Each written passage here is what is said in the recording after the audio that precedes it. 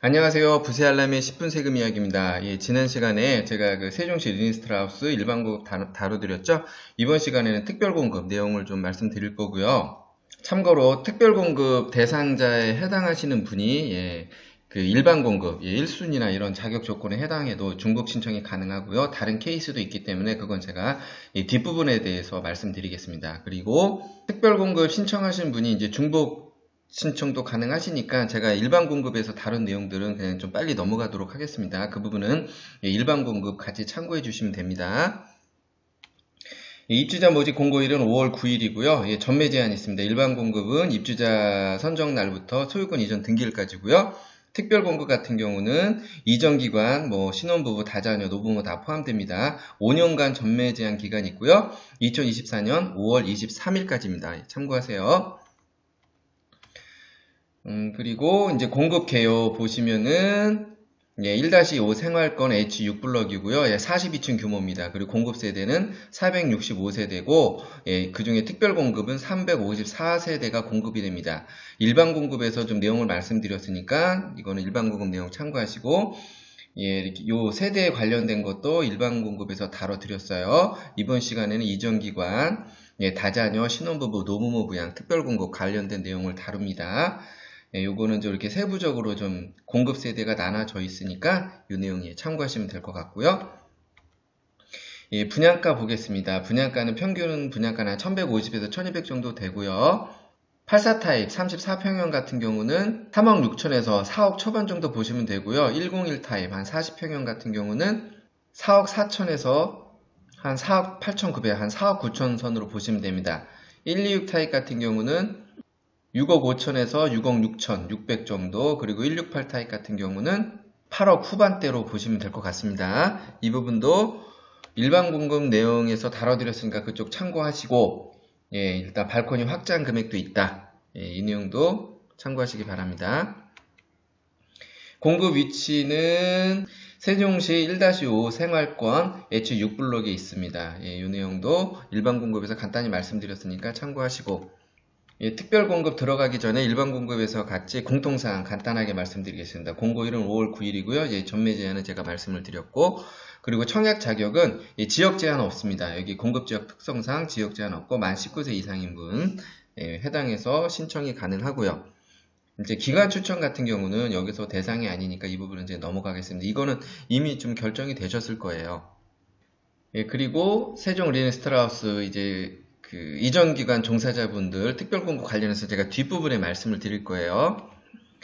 그리고 우선 공급은 일단 그 세종시 1년 이상 계속 거주자한테 우선 공급이 되고요. 또 이제 동순위 경쟁시가 발생이 될 때도 세종시 1년 이상 거주자가 우선하게 됩니다. 특별공급 들어가기 앞서서 일단 또 이렇게 분양 청약 주택 소유로 보지 않는 경우가 있죠. 요것도 특별공급들 때 해당되고요. 분양권 등 주택 소유 간주 규정, 이 내용 좀 참고하세요. 그리고 소형 저가주택은 해당 사항 없습니다. 특별공급은. 참고로 제가 노부모 부양 때 말씀드리겠지만은 만 60세 이상 부모님은 주택 소유로 간주를 합니다. 제가 뒤에서 말씀드릴게요.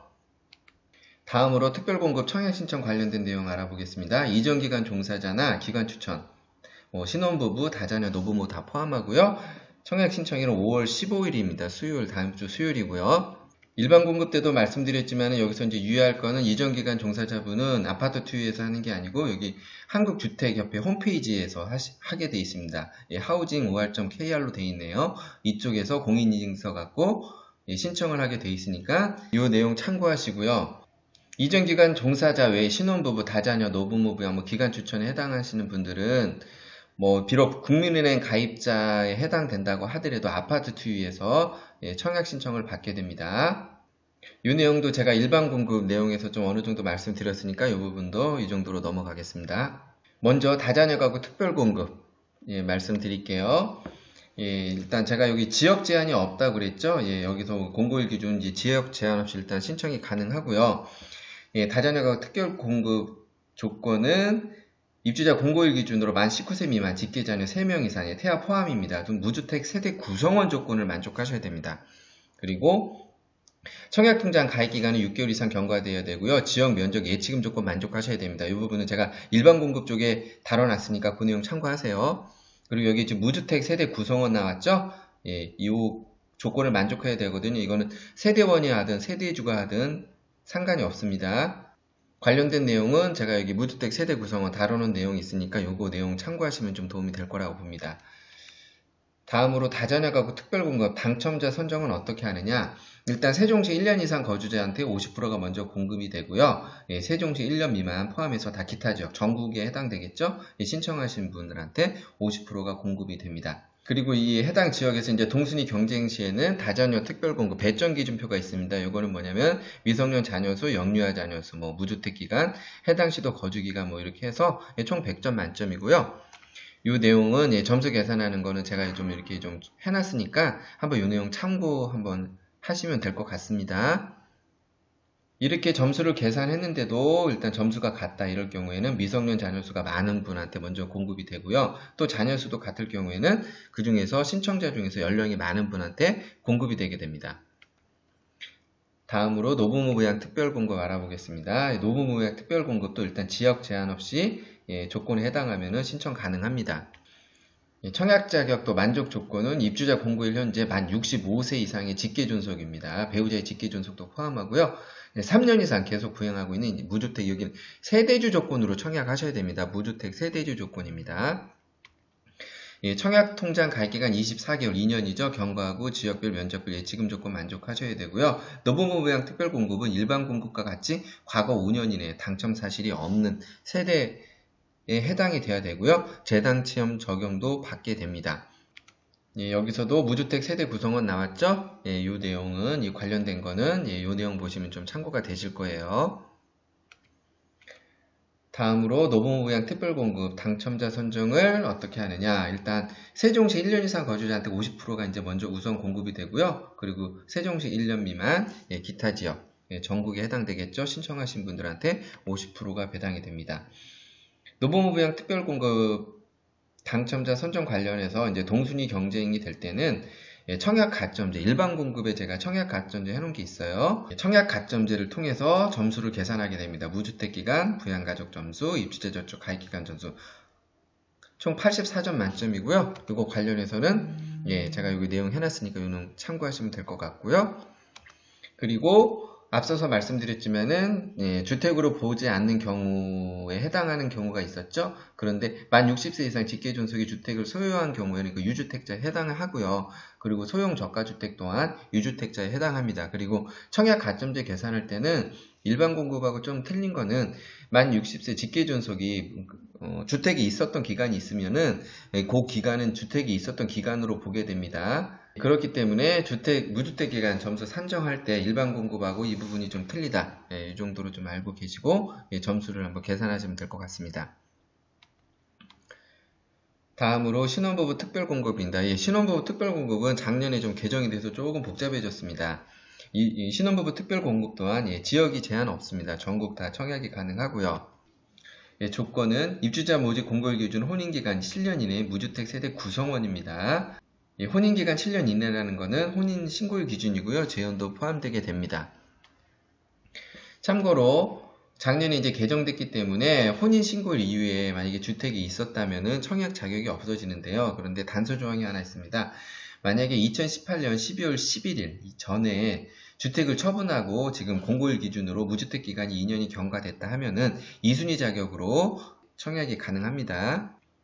청약 통장 조건은 가입기간 6개월, 그리고 지역별, 면적별 예치금액 조건 만족해야 되고요. 이건 제가 일반 공급에 다뤄놨으니까 참고하시고, 신혼특권 같은 경우는 또 소득 기준이 따라갑니다. 뭐냐면은 해당 세대 월평균 소득이 전년도 도시 근로자 가구원수별 120% 이하에 들어와야 되고요. 만약에 배우자가 소득이 있을 경우에는 130% 이하 조건을 만족해야 합니다.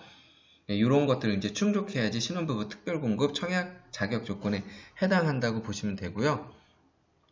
참고로 전년도 도시근로자 가구원 수 월평균 소득 100%는 가구원 수별로 이렇게 소득 금액이 나와 있습니다. 이 금액 좀 참고하시고요. 가구원 수별 배우자가 소득이 있는 경우 120%는 가구원 수별 이런 소득 조건 기준을 만족해야 합니다. 참고로 태아가 있는 경우에는 태아도 가구원수에 포함됩니다. 아무래도 태아가 포함되면은 요 소득 기준이 조금 올라가죠. 이렇게 보시면 되고, 제가 요거 내용 관련해서는 신혼부부 특별공급 관련해서 그 소득 기준하고 당첨자 선정 방법에 대해서는 제가 좀 다뤄놓은 내용이 있어요. 그래서 요 내용 한번 보시면은 좀 참고가 되실 것 같거든요. 여기서 제가 길게 설명을 못 드리기 때문에 한번 참고하시면 될 것 같고요. 신혼부부 특별공급 당첨자 선정 방법 알아보겠습니다. 일단 1순위는 현재 혼인관계에 있는 배우자 사이에서 미성년 자녀 수가 있는 분들이 한해서 1순위에 해당합니다. 임신 중이거나 입양한 경우도 포함되고요. 만약에 재혼의 경우도 재혼관계에서 미성년 자녀가 있어야 됩니다. 그리고 2순위는 자녀가 없는 분이나 제가 앞서서 한번 말씀드렸죠. 기존의 주택을 처분하고 무주택 기간 2년이 경과된 분이 2순위에 해당되게 됩니다. 작년에 이제 개정된 내용 때문에 이제 우선 공급, 이제 일반 공급이 나뉩니다. 이제 요렇게 해서 1순위, 2순위가 갈리는데, 이런 분들 중에서도 신혼부부 특별공급 세대 이제 75%는 전년도 월평균 소득 기준 100% 이하인 분들한테 우선 공급이 되고요. 배우자가 소득이 있는 경우는 120% 이하, 이런 분들한테 먼저 75%가 우선 배당이 됩니다. 그리고 일반 공급이라고 해서 소득 수준이 좀 높은 분들, 여기서 소득 수준이 좀 높은 분들이라는 거는 1인 소득 기준으로 전년도 월평균 소득 120% 이하, 이런 분들이 해당이 되고요. 배우자가 소득이 있는 부분은 130% 이하, 이런 분들이 나머지 25%에서 경쟁을 하게 된다고 보시면 됩니다. 물론 여기서 낙첨자분들은 다시 이쪽에서 합류한다고 보시면 되고요. 이렇게 먼저 추린 다음에 일단 여기서 우선 공급은 이제 일단 50%는 입주자 모집 공급을 현재 1년 이상 세종시 계속 거주한 분들한테 먼저 공급이 됩니다. 그런데 여기서도 또 경쟁이 있을 경우에는 미성년 자녀 수가 많은 분들한테 공급이 되고요. 그리고 또 미성년 자녀 수도 많다 그럴 경우에는 추첨으로 선정을 하게 됩니다. 요 관련된 내용 제가 아까 말씀드렸죠. 여기다 소득 기준하고 제가 내용 해놨으니까 한번 참고해 보시면은 청약하거나 이제 신청하고 판단하시는데 좀 도움이 되리라 봅니다. 다음으로 이전기간 이제 종사자, 이전기간 종사자는 조금 다더 복잡하긴 한데 일단 한번 알아볼게요.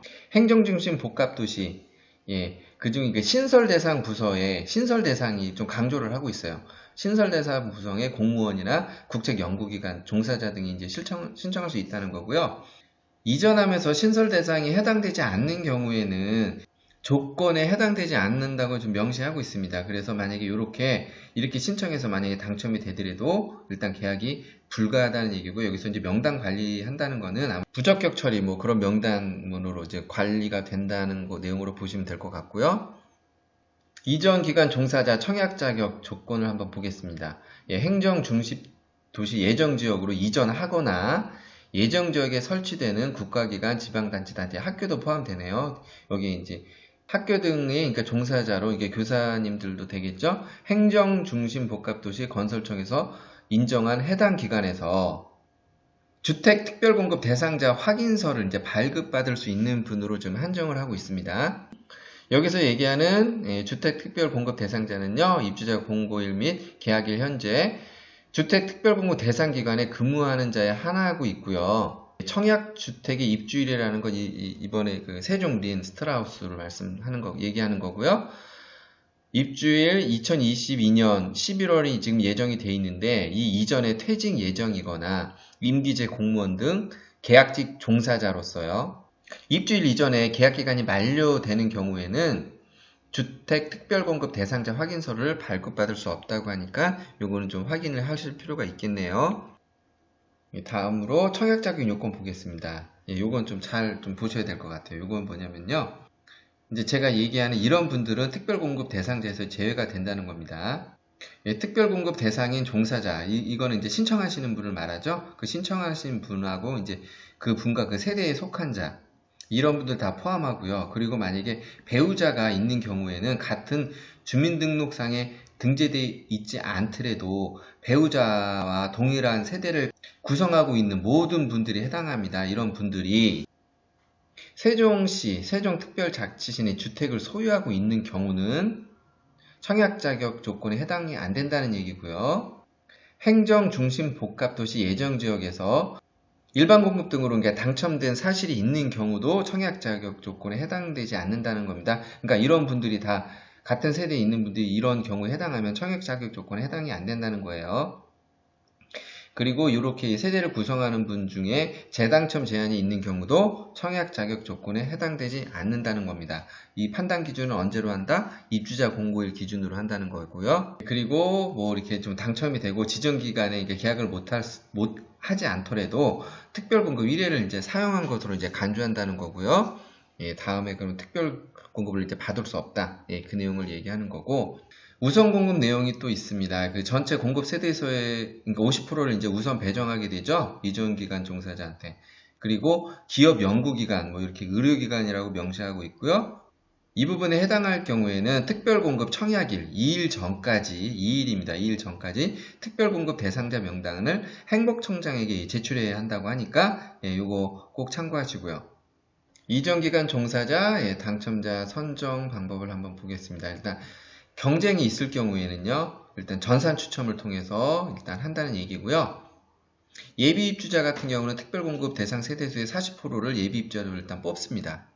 참고로 일반 공급은 80%를 뽑습니다. 그리고 모집 결과 이제 미만인 경우는 입주자로 선정되지 아니한 이제 특별공급 신청자 모두를 예비 입주자로 한다는 거고요. 그리고 신청자가 이제 미달돼서 자녀 세대가 이제 발생될 경우에는 일반 공급을 일단 전환되고요. 그리고 공급 순서를 보면은 부적격 당첨자나 이제 미계약 이게 나올 경우에는 일단 특별 공급 예비 입주자에게 먼저 공급을 하고 이후 그래도 세대가 남았다 이럴 경우에는 일반 공급 예비 입주자에게 공급한다. 예, 이렇게 보시면 됩니다.